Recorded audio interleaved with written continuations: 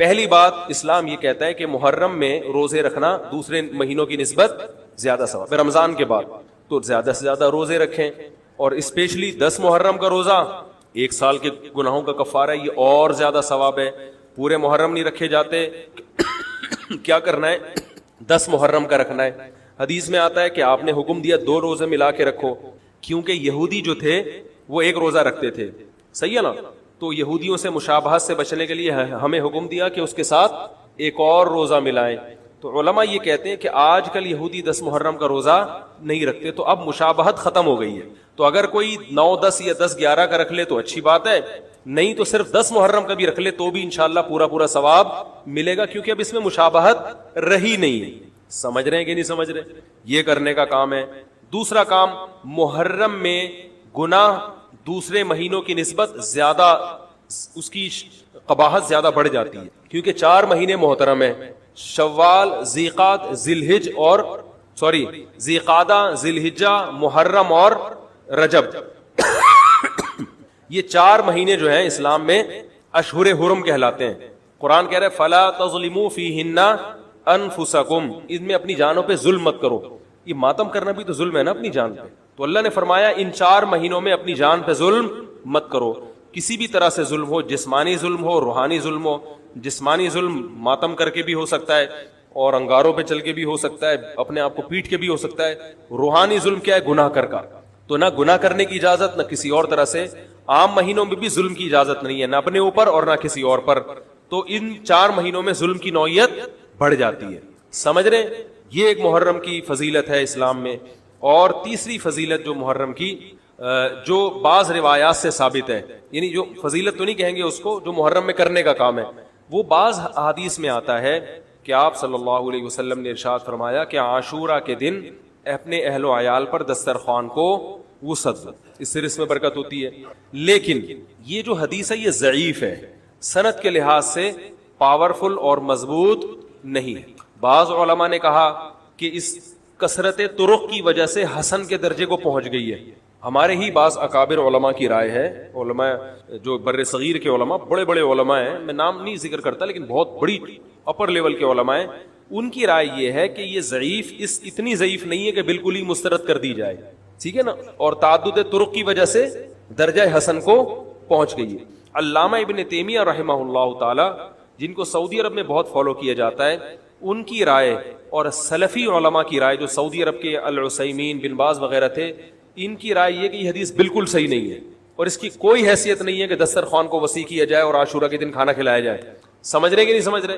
لیکن جو دوسری طرف معتدل علماء, معتدل سے مراد میں ان کو برا نہیں کہہ رہا, لیکن وہ انہوں نے حدیث کی جو, اب اگر آپ سندوں کی تحقیق کریں گے تو اس کو بالکل من گھڑت قرار دینا درست نہیں ہے. اگر سندوں کی تحقیق کریں گے تو ایسا معلوم ہوتا ہے کہ علامہ ابن تیمیہ رحمہ اللہ تعالی, جو ہمارے لیے قابل احترام ہے, انہوں نے اس حدیث کو رد کرنے میں تھوڑا مبالغہ سے کام لیا, غلو کیا. ایسا نہیں ہے کہ بالکل ہی اس کی کوئی ویلیو نہیں ہے. تو ضعیف روایتیں ہیں لیکن کثرت طرق کی وجہ سے درجہ حسن کو پہنچ گئی ہے.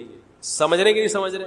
اس وجہ سے بعض علماء کی رائے, بلکہ اکثر, بلکہ جمہور کی رائے یہی ہے کہ محرم میں اگر کوئی اپنے بچوں کو جمع کر کے اچھا کھانا کھلا دیتا ہے 10 محرم کو, اور یہ حلیم شاید یہیں سے نکلا ہے, میں شاید یہیں سے نکلا ہے کہ یوں وہ اچھا کھانا ہو جائے گا, تو وہ کہتے ہیں کوئی حرج نہیں ہے. لیکن ایک بات جو دوسرے علماء کہتے ہیں, جو میری بھی سمجھ میں آتا ہے, بلکہ میں نے پہلے کہیں پڑھا تو نہیں, میرا دماغ اس طرف گیا, لیکن اس کی تائید میں علماء کے فتاوی مل گئے.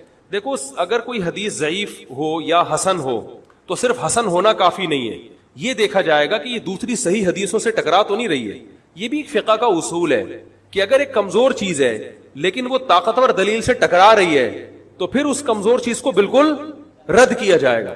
تو عاشورہ کے دن روزہ رکھنے کا حکم ہے, یہ بالکل بخاری مسلم کی صحیح حدیث سے ثابت ہے. اور جو کھانا کھلانے والی روایت ہے وہ اس ٹکر کی نہیں, اس کو تو ابن تیمیہ جیسے محقق نے بالکل ہی کالعدم قرار دے دیا, بعض عرب علماء نے بھی بالکل کالعدم قرار دے دیا, اگرچہ ہماری رائے ہے کہ بالکل کالعدم نہیں ہے, لیکن بہرحال اس میں محدثین کا بڑا اختلاف ہوا ہے. جبکہ روزہ رکھنے والی جو روایات ہیں وہ بالکل بے غبار ہیں, ان کو سب صحیح مانتے ہیں. تو کھانا کھلانا اور روزہ جمع, بولو بھائی, نہیں ہو سکتا, اس لیے کہ اگر وہ روزے کا دن ہے تو کھانے کا دن نہیں ہے, کھانے کا دن ہے تو روزے کا نہیں. ابن تیمیہ رحمہ اللہ تعالیٰ کی رائے یہ ہے کہ بعض لوگوں نے شیعہ کی مخالفت میں غلو کیا ہے. شیعہ نے اس دن کو چونکہ منحوس بنا دیا 10 محرم کو, تو انہوں نے مخالفت میں اس دن کو ایک سیلیبریٹ کرنے کے لیے نا کھانا کھلانے کا حکم دے دیا کہ ہم منحوس نہیں سمجھتے بلکہ اس کا کیا کریں گے, اپوزٹ, کہ کھاؤ اور کھلاؤ. تو انہوں نے کہا یہ بھی غلو ہوا ہے دوسری طرف. بھائی منحوس نہیں ہے, مبارک ہے ہماری نظر میں, لیکن اتنا مبارک کہ اس میں کھانا کھلانا اور یعنی عید والا عنصر کھانا کھلانا تو عید کے دن ہوتا ہے نا, تو عید نہیں ہے بہرحال. تو یہ بھی بڑی جاندار بات, اگرچہ یہ عقلی دلیل ہے مگر یہ ایسی نہیں ہے کہ بالکل اس کو کالعدم قرار دے دیا جائے.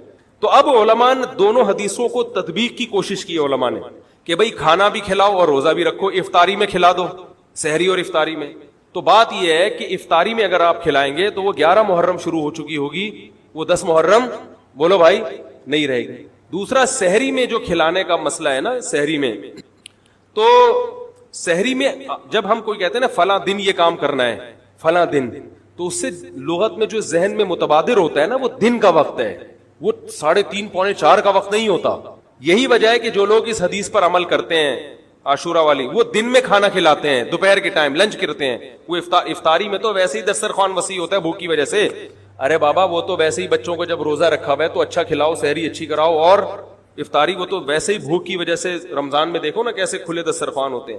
تو میں نے بڑی کوشش کی دونوں حدیثوں کو جمع کریں, لیکن تکلف کے بغیر یہ ممکن نہیں ہے. تو فقہ کا ایک اصول ہے کہ جب کوئی بے غبار صحیح حدیث ہوتی ہے اور اس سے ایک اصول ثابت ہو رہا ہے, تو اس کے مقابلے میں اگر کمزور روایت آئے گی جو اس سے ٹکرا رہی ہوگی, تو اس کمزور روایت کو, اگرچہ وہ موضوع من گھڑت نہیں ہے, لیکن اس کمزور کو اس صحیح حدیث کی مخالفت کی وجہ سے بولو بھائی رد کر دیا جائے. اس لیے میرا نالائق کا موقف یہ ہے, میں بہت نالائق ہوں, میں اتنی بڑی بڑی باتیں کرتا نہیں ہوں, لیکن ساڑی عقلچ یہ چیز آندھی نہیں ہے کہ بھائی جو روزے کا دن ہے وہ بھوکے پیاسے رہنے کا دن ہے, وہ کھانے کھلانے کا نہیں ہے. افطاری میں تو ویسے ہی کھاؤ بھی کھلاؤ بھی.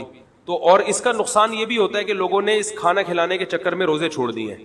سمجھ رہے ہیں, جب حلیم پکے گا تو کون روزہ رکھے گا بھائی, ساری رات گھوٹا لگے گا حلیم کا کہ کل دسترخوان وسیع کرنا ہے, تو پھر روزہ گیا تو تیل لینے گیا, روزہ کون رکھے گا روزہ. تو وہ حدیث صحیح حدیث کی بالکل اس میں ٹائٹ قسم کی مخالفت ہو رہی ہے, ٹھیک ہے نا. نالائق کی رائے, پھر بھی اگر کوئی دوسرے علماء کی رائے کو فالو کرتا ہے تو وہ کھائے بھی کھلائے بھی. میں کہتا ہوں جو مضبوط چیز ہے اس کو لینا چاہیے, جو کمزور چیز ہے اس کو چھوڑ دینا چاہیے. ہمارے حضرت مفتی رشید احمد صاحب رحمہ اللہ ایک بات کہتے تھے کہ جہاں کھانا کھلانے کی حدیث آئے گی نا وہاں مسلمان اس کو لے ہی لے گا. کھانے پینے کی جہاں بات آئے گی مسلمان کیا کرتا ہے, وہ کہتا ہے بھائی یہ صحیح ہے, یہ بالکل صحیح حدیث ہے, ٹھیک ہے نا. وہ کیا کرتا ہے, جن علماء کی تحقیق ہے وہ تو تحقیق سے کہہ رہے ہیں, لیکن عام پبلک کی عادت یہ ہوتی ہے کہ فتویٰ بھی اسی کا فالو کریں گے جہاں کھلانے کا تذکرہ. تو اب ہمارے کہتے ہیں جہاں کھانا کھلانے کی بات آئی مسلمان کہتا ہے بس یہ بالکل صحیح بخاری کی طرز پر ہی, بخاری کی شرط پر ہی حدیث. تو بھائی بھوکا رہنا عبادت ہے, بھوکا رہنا سنت ہے. بچوں کو تو ویسے ہی کھلاؤ عاشورہ ہو یا نہیں ہو, اور سحری افطاری کرا دو اچھی سی, روزہ رکھواؤ, اور جو بالکل چھوٹے بچے ہیں وہ تو ویسے ہی کھاتے ہیں. تو اس لیے, اور پھر اس کا نقصان کیا ہو رہا ہے, حلیم کے گھوٹے لگ رہے ہیں پوری پوری رات بیٹھ, اس کے الگ نقصانات ہیں, سبیلیں لگ رہی ہیں. حضرت حسین رضی اللہ تعالیٰ عنہ تو کربلا میں شدید گرمی میں بھوکے اور پیاسے اپنی جان دیتے ہیں, اور یہاں ہم کیا کر رہے ہیں, کھانا کھا رہے ہیں, دیگیں پکا رہے ہیں, شربت پی رہے ہیں. تو یہ بات عقل میں آنے والی نہیں ہے. اسلام میں کسی کی یوم ولادت یا یوم شہادت یا یوم وفات اس کو کوئی اہمیت نہیں دی گئی ہے. اگر دی گئی ہوتی تو سب سے پہلے محمد صلی اللہ علیہ وسلم کا یوم وفات کا دن ایسا تھا کہ اس پہ ہمیں غم منانے کا حکم دیا جاتا, اور یوم ولادت ایسی تھی جس پہ ہمیں خوشی منانے کا حکم دیا جاتا. کہیں بھی نہیں ملتا ہمیں. بعض حضرات یہ کہتے ہیں کہ آپ صلی اللہ علیہ وسلم کو خواب آیا تھا جس میں بتایا گیا کہ آپ کے نواسے حضرت حسین جو جنت کے سرداروں کے, جنت کے نوجوانوں کے سردار ہیں, ان کو آپ کی امت شہید کرے گی. تو آپ بلک بلک کے رونے لگے. اس سے بعض لوگ استدلال کرتے ہیں دیکھو غم حسین میں رونا چاہیے. تو یاد رکھو نبی صلی اللہ علیہ وسلم کو جب اطلاع ملی آپ کو غم ہو آپ روئے, تو جب بھی کوئی غم کسی کو پہنچتا ہے اس کی آنکھوں سے آنسو نکلنا یہ نیچرل ہے. تو ایسی خبر کو سن کے آپ کو رونا آ جائے تو یہ سنت ہے, اس میں کوئی حرج نہیں ہے. لیکن کیا ہر سال نبی صلی اللہ علیہ وسلم جس دن یہ خواب آیا تھا تو اگلے سال اسی تاریخ میں دوبارہ روئے, پھر اسی تاریخ میں دوبارہ روئے؟ بھائی جب غم کی خبر ملی تو روئے آپ صلی اللہ علیہ وسلم. حضرت جعفر طیار آپ کے چچا زاد بھائی, ان کی شہادت کی آپ کو اطلاع ملی تو بھی آپ کے آنکھوں سے آنسو جاری ہوئے. تو کیا اب حضرت جعفر کے غم میں رونا بھی سنت ہوگا؟ بولو نا بھائی. اگر آپ صلی اللہ علیہ وسلم حضرت عثمان کے دور میں زندہ ہوتے اور اس طرح بے دردی سے حضرت عثمان کو شہید کیا جاتا تو کیا آپ نہ روتے ہیں بھائی؟ تو پھر حضرت عثمان کی یوم شہادت پہ رونا بھی کیا ہے؟ سنت ہونا چاہیے نا. حضرت عثمان کی شہادت کی نبی کو اطلاع ملی تھی, وہ جھوٹی افواہ تھی. صلح حدیبیہ کے موقع پر آپ صلی اللہ علیہ وسلم نے حضرت عثمان کو قاصد بنا کے بھیجا, اطلاع ملی کہ ان کو شہید کر دیا. آپ ایسا درد اور ایسا غضبناک ہوئے کہ آپ نے 1400 صحابہ سے موت پر بیعت کی. تو جب آپ کو سچی مچی کی اطلاع ملتی کہ واقعی ابھی تو افواہ تھی, یقین نہیں تھا, جب آپ صلی اللہ علیہ وسلم کو حقیقت میں اطلاع ملتی کہ آپ شہید ہو گئے تو کیا آپ نہ روتے؟ آپ صلی اللہ علیہ وسلم کو اپنی نواسی آپ کی گود میں تھی, اس کا انتقال ہوا, آپ کی آنکھوں سے آنسو جاری ہوئے. صحابہ نے کہا یا رسول اللہ آپ تو ہمیں صبر کی تلقین کرتے ہیں, آج آپ رو رہے ہیں.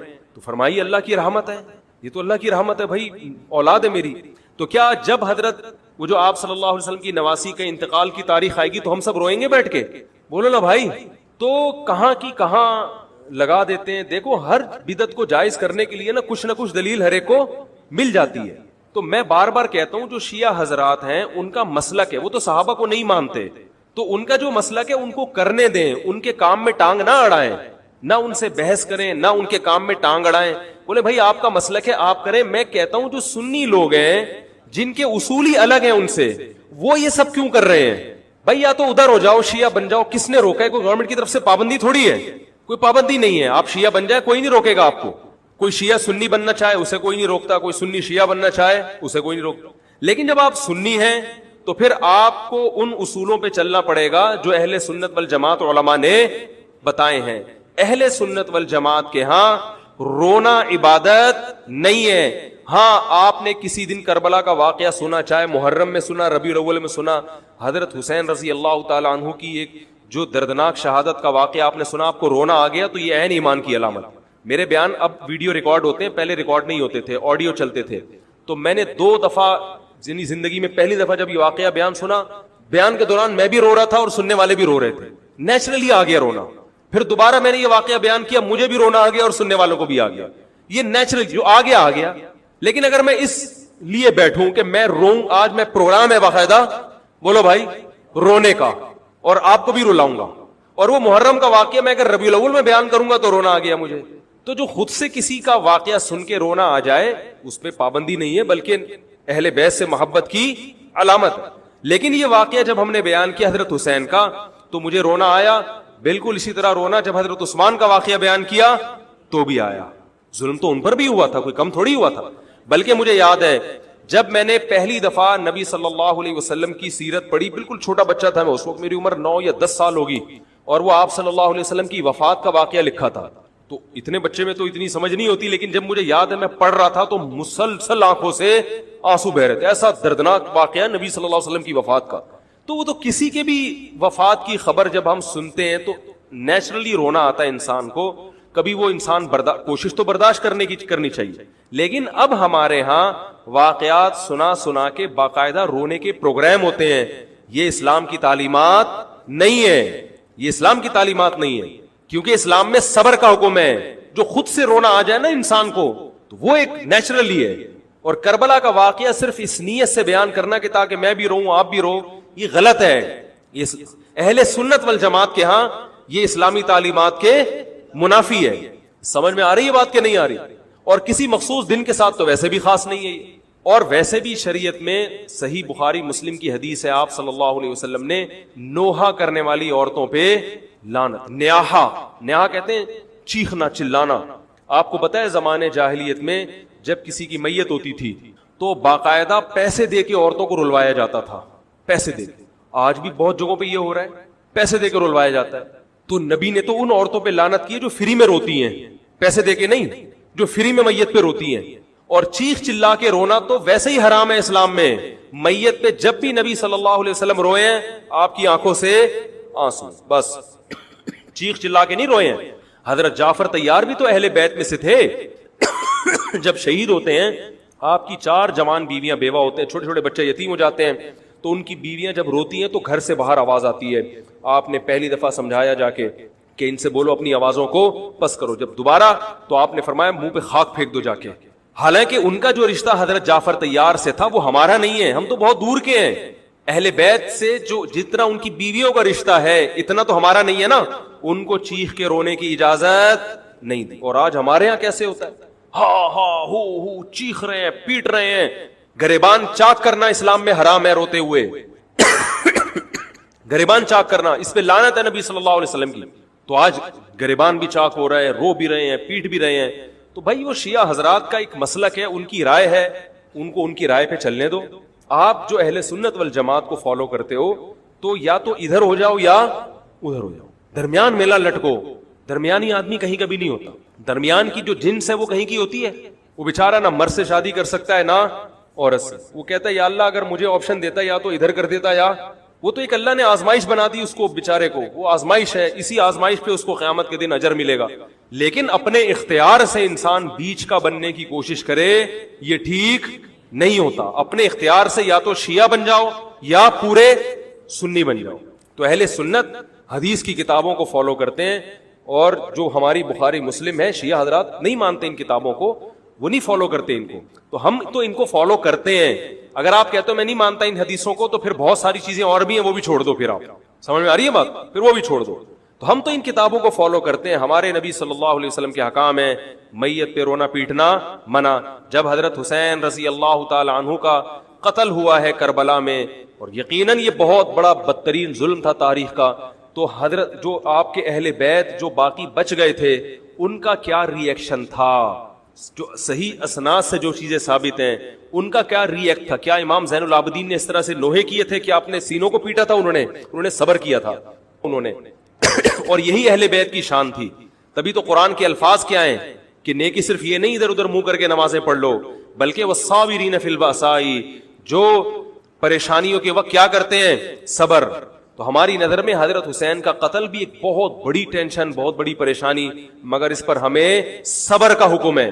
اگر ہمارے اندر انتقام کی طاقت ہوتی تو انتقام لے لیتے. ہم جو بھی قاتلان حسین تھے ہمیں پتہ چلتا کہ یہ ہے, ہم انتقام لیتے ان سے. اگر انتقام نہیں لے, وہ تو چلے گئے دنیا سے اپنے ٹھکانوں کو, جو جس نے جہنم رسید ہونا تھا وہ تو جہنم رسید ہو چکا ہے. اور اللہ نے حضرت حسین رضی اللہ تعالی عنہ کو شہادت کی برکت سے جنت کے جوانوں کا سردار بنا دیا ہے. تو جس کا جو ٹھکانہ تھا, جس ملعون نے جہاں جانا تھا وہ چلا گیا. اب قرآن کیا کہہ رہا ہے, تلک امۃ قد خلت. جہاں بھی قرآن ایسے واقعات بیان کرتے یہ قوم تھی جو گزر گئی. لہا ما کسبت, جس نے جو کیا اس کا بدلہ ملے گا. ولکم ما کسبتم, تم اب تمہارے اعمال اللہ دیکھے گا. اعمال کا مطلب دیکھے گا جن چیزوں کو اللہ نے حلال کیا تم اس پر عمل کرتے ہو, جن چیزوں کو حرام قرار دیا اس سے بچتے ہو کہ نہیں بچتے, یہ چیزیں دیکھی جائیں گی. تو محرم کے ایک الگ, ہمیں محرم نبی صلی اللہ علیہ وسلم کی زندگی میں ہمیشہ آیا ہے, اس میں کیا احکام ہے. محرم میں آپ نے نکاح بھی کیا ہے, محرم منحوس نہیں ہے. محرم تو اشہر حرم میں سے ہے, برکت والا مہینہ ہے. اس میں جو کام کیا جائے گا اس میں برکت ہوگی. اس میں شادی بیاہ کریں گے اس میں انشاءاللہ برکت ہوگی. اس میں کوئی اور عبادت کریں گے اس میں برکت. نبی صلی اللہ علیہ وسلم نے محرم کی الگ فضیلت بیان کی کہ اس میں عبادت کا ثواب, محرم کے روزوں کا ثواب عام مہینوں سے زیادہ ہے. تو یہ سب ہماری شریعت کی تعلیمات ہیں. تو ہمیں ایک طرف ہو جانا چاہیے, ہمیں اسی کو فالو کرنا چاہیے. ہاں یہ وہ دور نہیں ہے کہ آپ دوسروں پہ جا کے انگلیاں اٹھائیں, تم یہ کیوں کر رہے ہو, یہ کیوں, بس چھوڑ دو اس کو. جو جب اس کو سمجھ میں آئے گی تو آ جائے گا, نہیں آئے گی تو 73 فرقے ہیں نا, تو یہ آپ تھوڑی ختم کرو گے, یہ حضرت عیسیٰ علیہ السلام آ کے ختم کریں گے.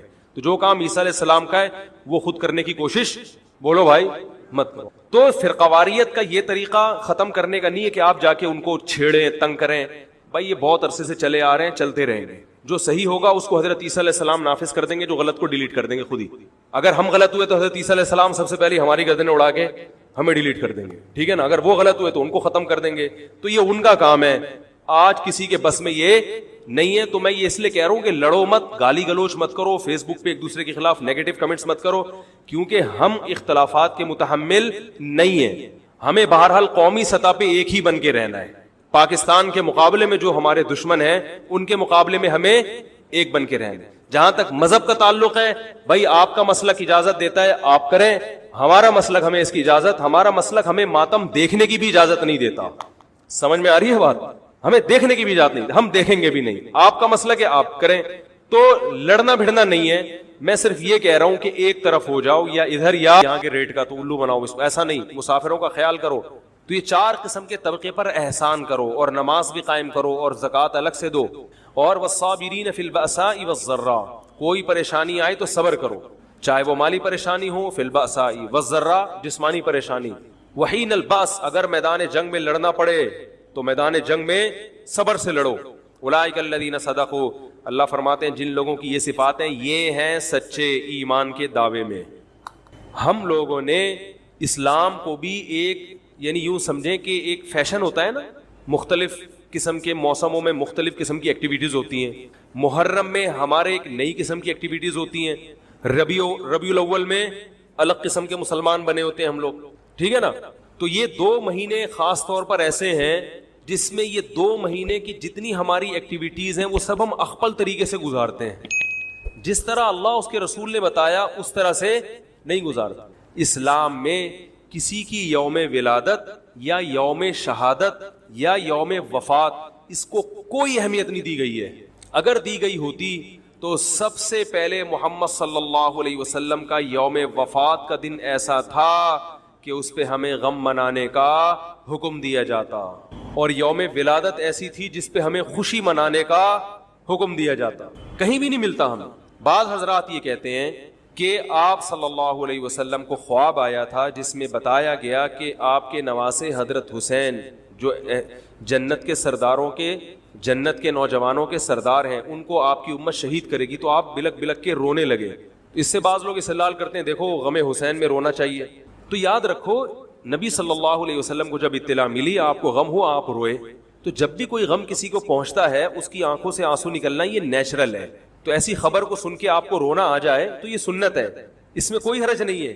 لیکن کیا ہر سال نبی صلی اللہ علیہ وسلم جس دن یہ خواب آیا تھا تو اگلے سال اسی تاریخ میں دوبارہ روئیں پھر اسی تاریخ میں دوبارہ روئیں؟ بھائی جب غم کی خبر ملی تو روئے آپ صلی اللہ علیہ وسلم. حضرت جعفر طیار آپ کے چچا زاد بھائی، ان کی شہادت کی آپ کو اطلاع ملی تو بھی آپ کے آنکھوں سے آنسو جاری ہوئے. تو کیا اب حضرت جعفر کے غم میں رونا بھی سنت ہوگا؟ بولو نا بھائی.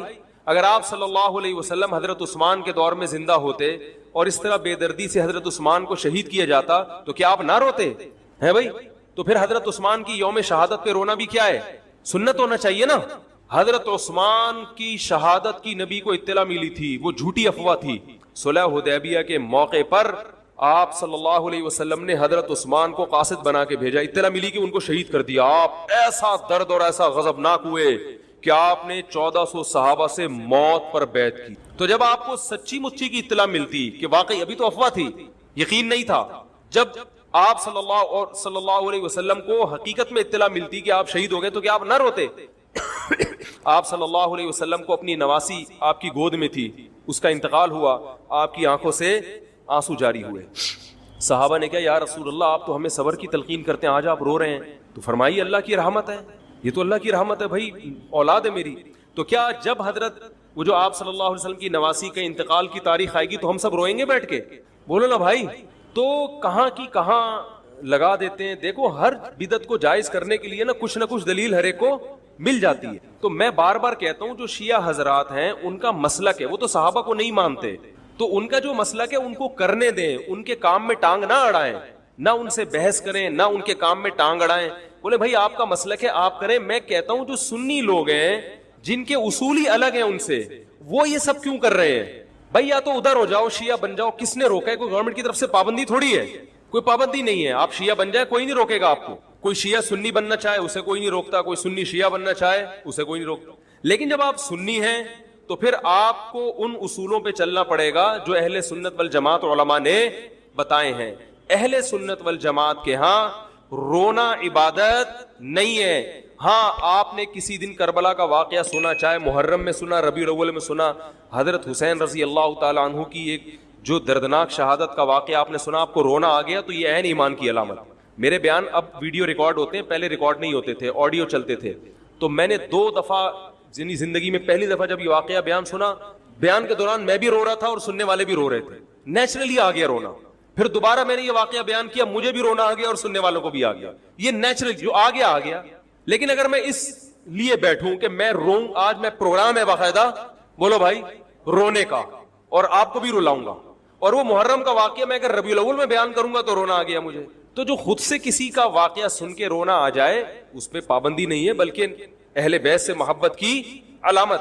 لیکن یہ واقعہ جب ہم نے بیان کیا حضرت حسین کا تو مجھے رونا آیا. بالکل اسی طرح رونا جب حضرت عثمان کا واقعہ بیان کیا تو بھی آیا. ظلم تو ان پر بھی ہوا تھا, کوئی کم تھوڑی ہوا تھا.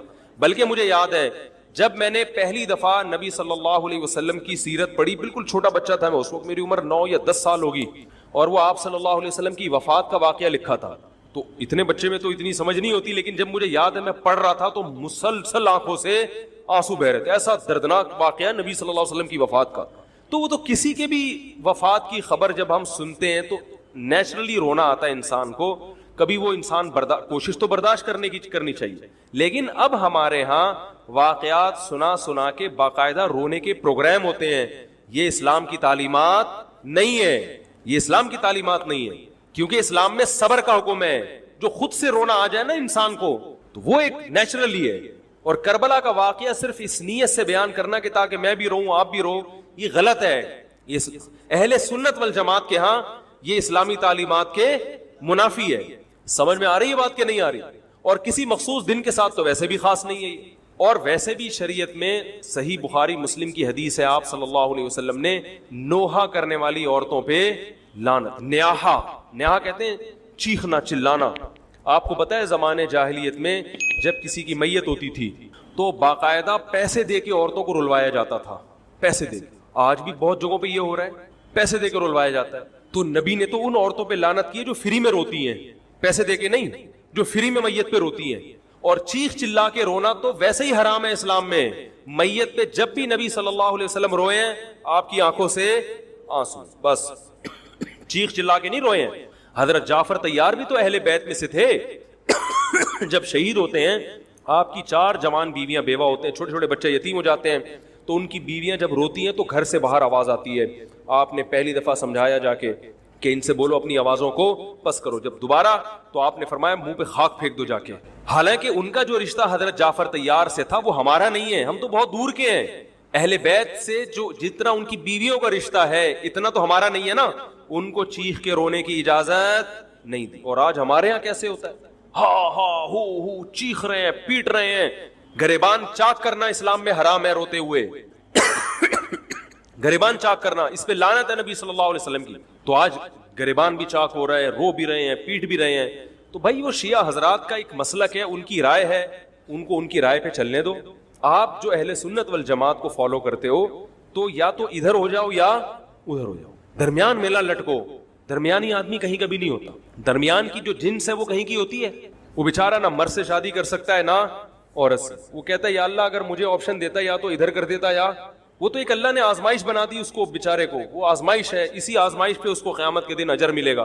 لیکن اپنے اختیار سے انسان بیچ کا بننے کی کوشش کرے یہ ٹھیک نہیں ہوتا. اپنے اختیار سے یا تو شیعہ بن جاؤ یا پورے سنی بن جاؤ. تو اہل سنت حدیث کی کتابوں کو فالو کرتے ہیں, اور جو ہماری بخاری مسلم ہے شیعہ حضرات نہیں مانتے ان کتابوں کو, وہ نہیں فالو کرتے ان کو. تو ہم تو ان کو فالو کرتے ہیں. اگر آپ کہتے ہو میں نہیں مانتا ان حدیثوں کو تو پھر بہت ساری چیزیں اور بھی ہیں وہ بھی چھوڑ دو. پھر آپ سمجھ میں آ رہی ہے بات, پھر وہ بھی چھوڑ دو. تو ہم تو ان کتابوں کو فالو کرتے ہیں. ہمارے نبی صلی اللہ علیہ وسلم کے احکام ہیں, میت پہ رونا پیٹنا منع. جب حضرت حسین رضی اللہ تعالی عنہ کا قتل ہوا ہے کربلا میں, اور یقیناً یہ بہت بڑا بدترین ظلم تھا تاریخ کا, تو حضرت جو آپ کے اہل بیت جو باقی بچ گئے تھے ان کا کیا ری ایکشن تھا, جو صحیح اسناد سے جو چیزیں ثابت ہیں ان کا کیا ری ایکٹ تھا. کیا امام زین العابدین نے اس طرح سے لوہے کیے تھے کہ آپ نے سینوں کو پیٹا تھا؟ انہوں نے صبر کیا تھا انہوں نے. اور یہی اہل بیت کی شان تھی. تبھی تو قرآن کے الفاظ کیا ہیں کہ نیکی صرف یہ نہیں ادھر ادھر منہ کر کے نمازیں پڑھ لو, بلکہ والصابرین فی البأساء, جو پریشانیوں کے وقت کیا کرتے ہیں, صبر. تو ہماری نظر میں حضرت حسین کا قتل بھی ایک بہت بڑی ٹینشن, بہت بڑی پریشانی, مگر اس پر ہمیں صبر کا حکم ہے. اگر ہمارے اندر انتقام کی طاقت ہوتی تو انتقام لے لیتے. ہم جو بھی قاتلان حسین تھے ہمیں پتہ چلتا کہ یہ ہے, ہم انتقام لیتے ان سے. اگر انتقام نہیں لے, وہ تو چلے گئے دنیا سے اپنے ٹھکانوں کو, جس نے جہنم رسید ہونا تھا وہ تو جہنم رسید ہو چکا ہے. اور اللہ نے حضرت حسین رضی اللہ تعالی عنہ کو شہادت کی برکت سے جنت کے جوانوں کا سردار بنا دیا ہے. تو جس کا جو ٹھکانہ تھا, جس ملعون نے جہاں جانا تھا وہ چلا گیا. اب قرآن کیا کہہ رہا ہے؟ تلک امۃ قد خلت، جہاں بھی قرآن ایسے واقعات بیان کرتے ہیں، یہ قوم تھی جو گزر گئی، لہا ما کسبت، جس نے جو کیا اس کا بدلہ ملے گا، ولکم ما کسبتم، اب تمہارے اعمال اللہ دیکھے گا۔ اعمال کا مطلب دیکھے گا جن چیزوں کو اللہ نے حلال کیا تم اس پر عمل کرتے ہو، جن چیزوں کو حرام قرار دیا اس سے بچتے ہو کہ نہیں بچتے، یہ چیزیں دیکھی جائیں گی۔ تو محرم کے ایک الگ، ہمیں محرم نبی صلی اللہ علیہ وسلم کی زندگی میں ہمیشہ آیا ہے، اس میں کیا احکام ہے۔ محرم میں آپ نے نکاح بھی کیا ہے، محرم منحوس نہیں ہے، محرم تو اشہر حرم میں سے ہے، برکت والا مہینہ ہے، اس میں جو کام کیا جائے گا اس میں برکت ہوگی، اس میں شادی بیاہ کریں گے اس میں انشاءاللہ برکت ہوگی، اس میں کوئی اور عبادت کریں گے اس میں برکت۔ نبی صلی اللہ علیہ وسلم نے محرم کی الگ فضیلت بیان کی کہ اس میں عبادت کا ثواب، محرم کے روزوں کا ثواب عام مہینوں سے زیادہ ہے۔ تو یہ سب ہماری شریعت کی تعلیمات ہیں، تو ہمیں ایک طرف ہو جانا چاہیے، ہمیں اسی کو فالو کرنا چاہیے۔ ہاں یہ وہ دور نہیں ہے کہ آپ دوسروں پہ جا کے انگلیاں اٹھائیں، تم یہ کیوں کر رہے ہو، یہ کیوں، بس چھوڑ دو اس کو، جو جب اس کو سمجھ میں آئے گی تو آ جائے گا، نہیں آئے گی تو 73 فرقے ہیں نا، تو یہ آپ تھوڑی ختم کرو گے، یہ حضرت عیسیٰ علیہ السلام آ کے ختم کریں گے۔ تو جو کام عیسیٰ علیہ السلام کا ہے وہ خود کرنے کی کوشش بولو بھائی مت کرو، آپ دیکھو کہ ان میں جو صحیح ہے اس کو فالو کرو، باقی بھائی جیسا کر رہے ہو۔ ہمارے پاس نہ کوئی پولیس ہے نہ کوئی پاور ہے، پولیس بھی ہوتی تو بھی کچھ نہیں کرتی، ہم اگر پولیس میں ہوتے تو کیا کر لیتے۔ فساد ہوتا ہے ان چیزوں سے۔ افغانستان میں جب طالبان کی حکومت تھی، تو بھائی کون سی والی گھڑی صحیح ہے، میری گھڑی میں تو کیا ٹائم ہو رہا ہے، کبھی آگے چلیے، اچھا پھر ابھی بس اذان ہونے والی ہے، ٹھیک ہے بتا۔ تو کیا کہہ رہا تھا یار میں، وہاں افغان طالبان کی جب حکومت تھی 5 سال، تو انہوں نے بھی شیعہ کی امام بارگاہ کو ختم نہیں کیا تھا، سمجھ رہے بات، ایک حد بندی کر دی تھی، ختم نہیں کیا انہوں نے بھی شیعوں سے صلح کی تھی، مذاکرات کیے تھے، بھائی ٹھیک ہے آپ اپنی امام بارگاہ کے اندر جو آپ کی ایکٹیویٹیز ہیں آپ وہ کرو۔ حالانکہ کتنی پاورفل حکومت تھی، اس لیے کہ اتنی بڑی تعداد میں انہوں نے کہا بھائی ہم کیسے پابندی لگائیں، ایک پورا ایسے ممکن نہیں ہے ہمارے لیے۔ تو گورنمنٹ کے لیے بہت سی چیزیں ممکن نہیں ہوتی، پابندیاں نہیں لگا سکتی گورنمنٹ، تو جو طالبان نہیں ختم کر سکے، حالانکہ طالبان سنی مسلک کے تھے اور وہ شیعہ بالکل ایک، میں نے وہاں امام بارگاہ میں اذانیں بھی سنی ہیں، ریڈیو پہ اذان آتی تھی امام بارگاہ سے، میں نے خود سنی ہے کہ بھائی میں نے یہ کہاں سے آ رہی ہوں، افغانستان سے، میں اس وقت اذان، افغانستان کا چینل اس وقت آتا تھا طالبان کا اردو میں چینل، تو اس میں اذان آ رہی ہوتی تھی شیعہ حضرات کی۔ تو فرقواریت کا یہ طریقہ ختم کرنے کا نہیں ہے کہ آپ جا کے ان کو چھیڑیں، تنگ کریں، بھائی یہ بہت عرصے سے چلے آ رہے ہیں، چلتے رہیں گے، جو صحیح ہوگا اس کو حضرت عیسیٰ علیہ السلام نافذ کر دیں گے، جو غلط کو ڈیلیٹ کر دیں گے خود ہی۔ اگر ہم غلط ہوئے تو حضرت عیسیٰ علیہ السلام سب سے پہلے ہماری گردنیں اڑا کے ہمیں ڈیلیٹ کر دیں گے، ٹھیک ہے نا، اگر وہ غلط ہوئے تو ان کو ختم کر دیں گے، تو یہ ان کا کام ہے، آج کسی کے بس میں یہ نہیں ہے۔ تو میں یہ اس لیے کہہ رہا ہوں کہ لڑو مت، گالی گلوچ مت کرو، فیس بک پہ ایک دوسرے کے خلاف نیگیٹو کمنٹس مت کرو، کیونکہ ہم اختلافات کے متحمل نہیں ہیں، ہمیں بہرحال قومی سطح پہ ایک ہی بن کے رہنا ہے، پاکستان کے مقابلے میں جو ہمارے دشمن ہیں ان کے مقابلے میں ہمیں ایک بن کے رہنا ہے۔ جہاں تک مذہب کا تعلق ہے، بھائی آپ کا مسلک اجازت دیتا ہے آپ کریں، ہمارا مسلک ہمیں اس کی اجازت، ہمارا مسلک ہمیں ماتم دیکھنے کی بھی اجازت نہیں دیتا، سمجھ میں آ رہی ہے بات، ہمیں دیکھنے کی بھی اجازت نہیں، ہم دیکھیں گے بھی نہیں، آپ کا مسلک ہے آپ کریں۔ تو لڑنا بھڑنا نہیں ہے، میں صرف یہ کہہ رہا ہوں کہ ایک طرف ہو جاؤ، یا ادھر یا بولو بھائی ادھر ہو جاؤ۔ تو ہم یہ چیزوں کو غلط سمجھتے ہیں، نہ ماتم کو جائز سمجھتے ہیں، نہ رونے پیٹنے کو جائز سمجھتے ہیں، جس طرح سے رویا جا رہا ہے، کسی کو واقعہ کربلا سن کے رونا آ جائے یہ ایمان کی علامت ہے اہل بیت، لیکن یہ کوئی سنت عمل نہیں ہے کہ باقاعدہ اس کو رلانے کے لیے آرڈر پہ بٹھایا جائے کہ چلو کربلا کا واقعہ سن کے رونا سنت ہے تو آپ بیٹھو تو رو۔ لفظوں میں اسلام کو ڈیفائن کیا ہے کہ کلوا من الطیبات، پاکیزہ کھاؤ اور عمل بھی پاکیزہ کرو۔ تو جو اصل بات میں یہ محرم ہی کے حوالے سے یہ آیت کا میں نے انتخاب کیا تھا کہ جب آپ پاکیزہ کام کریں گے اور پاکیزہ کھائیں گے تو اس سے آپ لوگوں کو اچھے لگیں گے اور لوگوں کا دل چاہے گا کہ آپ جیسے بن جائیں۔ سمجھ میں آ رہی بات؟ ایک مثال دیتا ہوں، دیکھو کوئی بھنگی ہو جو بیچارہ ہر وقت گندگی میں رہتا ہو، اسے آپ سمجھائیں کہ یار اچھی زندگی گزارو، صاف ستھرے ہو جاؤ، آپ نے کسی دن اس کو نہلا دیا، بہترین کپڑے ڈیٹول سے نہلایا، سروس کروائی، کیونکہ ظاہر ہے وہ اتنے دنوں سے ایک کام کر رہا ہے تو وہ سروس کے بغیر دھلے گا نہیں، سروس کروائی آپ نے اس کی، خوب نہلا دھلا کے اس پہ اسپرے چھڑک دیا آپ نے، اور 3 دن تک کنٹینیو یہی کام کیا، تو آپ مجھے بتاؤ اس کو برا فیل ہوگا یا اچھا فیل ہوگا؟ کہے گا یار بڑا مزہ آیا، اس کے دل میں اپنے کام سے نفرت پیدا ہونا شروع ہو جائے گی۔ تو اچھی چیز میں، اچھی طہارت میں، پاکی میں اللہ نے اٹریکشن رکھی ہے، جیسے صاف ستھرا آدمی اچھا لگتا ہے، گندا اچھا لگتا ہے؟ صاف ستھرا اچھا لگتا ہے. تو صاف ستھرے اعمال والا بھی انسان کو اچھا لگتا ہے. تو اللہ تعالیٰ نے اسلام کو جو ڈیفائن کیا 2 لفظوں میں, اچھا کھاؤ اور عمل اچھا کرو. کیا مطلب؟ ایسا کام کرو کہ غیر مسلم تمہاری طرف مائل ہو کہ یار یہ بڑے اچھے ہیں. تو کوئی ایسی رسم اسلام میں جس کو دیکھ کر وحشت ہوتی ہو, اس کا مطلب ہے وہ اسلام بولو بھائی نہیں ہے. کوئی بھی آپ ایسا عمل کر رہے ہیں, لیبل اسلام کا لگا رہے ہیں, مگر اسے دیکھ کر غیر مسلم کو گھنٹوں گھنٹوں سمجھانا پڑتا ہے یہ کیوں ہو رہا ہے, اس کا مطلب ہے کہ یہ اسلام بولو نا بھائی نہیں ہے. تو آپ مجھے بتاؤ, محرم میں جو کچھ ہو رہا ہے کیا یہ غیر مسلم کو اسلام کی طرف مائل کرے گا؟ یہ عمل ہے بھائی. یعنی کوئی غیر مسلم اسے دیکھ کے مسلمان ہوگا کہ یار ماشاءاللہ بڑا زبردست اسلام ہے. افسوس ہمیں اس پر ہے کہ دیکھو جن کا مسلک ہے, جن کا فقہ ہے, وہ جو کچھ کر رہے ہیں انہیں کرنے دو. اپنے بارے میں یہ فیصلہ کرو کہ ہم سنی ہیں یا شیعہ ہیں. فرقے شروع سے چلے آ رہے ہیں نا, شیعہ اور سنی, ختم کرنا تو ممکن نہیں ہے. تو حضرت عیسیٰ علیہ السلام جب نازل ہوں گے تو تلوار کی زور سے تمام فرقوں کو ختم کر دیں گے. تو جو کام عیسیٰ علیہ السلام کا ہے وہ خود کرنے کی کوشش نہ کرو, جو حضرت مہدی کا کام ہے وہ خود کرنے کی کوشش نہ کرو. ہم کسی فرقے کو ختم نہیں کر سکتے, لیکن ہم اپنے آپ کو ڈیفائن کر سکتے ہیں. ہم یہ بتا سکتے ہیں کہ ہماری رائے میں صحیح کیا ہے. تو میرے بھائی, نبی صلی اللہ علیہ وسلم نے فرمایا 73 فرقوں میں سے ایک جنتی ہے. تو یا تو ادھر چلے جاؤ, یا بولتے کیوں نہیں, ابھی نہیں بول رہے تو پھر عمل کیسے کرو گے, یا تو پورے ادھر چلے جاؤ یا پورے ادھر آ جاؤ. مجھے خدا کی قسم اس پر کوئی اشکال نہیں ہوتا کہ شیعہ لوگ ماتم کیوں کر رہے ہیں, شیعہ لوگ یہ سب کچھ کیوں کر رہے ہیں, وہ جو ہے وہ مرثیے کیوں پڑھ رہے ہیں. مجھے اس پر اشکال نہیں ہوتا, ان کے دلائل ہوں گے ان کے پاس, ان کے علماء ان کو بتاتے ہیں. وہ کب کہتے ہیں کہ ہم سنی ہیں, وہ کب کہتے ہیں کہ ہم صحابہ کو حجت سمجھتے ہیں. ایک چیز کا انہوں نے دعویٰ ہی نہیں کیا تو ہم ان پر وہ کیوں تھوپیں ان کے سر پہ. لیکن میں آپ کی بات کر رہا ہوں, میں ان لوگوں کی بات کر رہا ہوں جو اپنے آپ کو سنی کہتے ہیں. تو بھائی پھر سنی ہو تو جو اہل سنت والجماعت کے جو چاروں مکاتب فکر ہیں, حنفی, مالکی, شافعی, حنبلی, اہل سنت کے ہیں نا, ان کی کتابوں میں کہیں بھی اس طرح کی کوئی چیز بولو بھائی نہیں ہے. ماتم کرنا اہل سنت کے ہاں جائز نہیں ہے. نبی صلی اللہ علیہ وسلم نے میت پر چیخو پکار کرنے کو حرام قرار دیا ہے. نوحہ کو جو میت پہ رونا پیٹنا ہوتا ہے, گریبان چاک کرنا, اس عمل پر آپ صلی اللہ علیہ وسلم نے لعنت فرمائی ہے. صحیح بخاری صحیح مسلم کی حدیثیں. حضرت جعفر طیار رضی اللہ تعالی عنہ نبی کے سگے چچا زاد بھائی میدان جنگ میں شہید ہوئے, 4 بیویاں بیوہ ہوئی ہیں, چھوٹے چھوٹے بچے یتیم ہو گئے.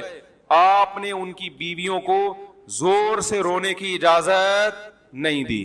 اتنا غضبناک ہوئے جب وہ باز نہیں آئے, آپ نے فرمایا ان کے منہ پہ خاک پھینک دو. حالانکہ بیوہ ہوئی ہیں, قابل ترس ہیں, لیکن چیخ کے رونے کی اجازت, حالانکہ وہ تو اہل بیت میں سے تھے. حضرت جعفر طیار ظلمن شہید ہوئے تھے.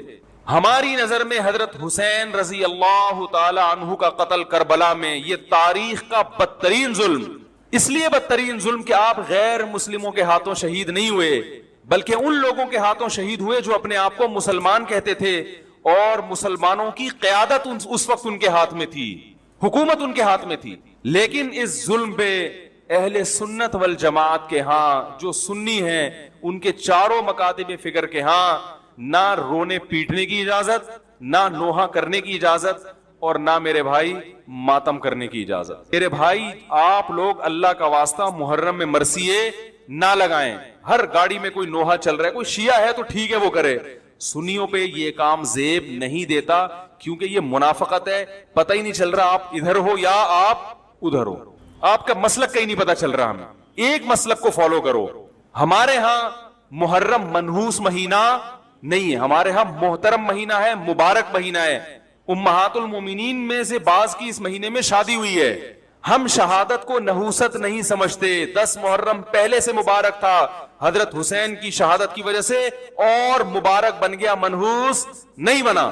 شہادت مبارک عمل ہے, منحوس نہیں ہے. ہم اس مہینے میں کالے کپڑے نہیں پہنیں گے, ہم اس مہینے میں خوشیاں منانے کو جائز سمجھتے ہیں.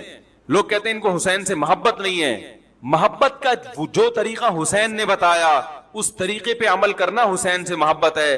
جو طریقہ حسین سے ثابت نہیں ہے اس طریقے پہ محرم کو منانا یہ محبت کا طریقہ ہماری رائے میں نہیں ہے.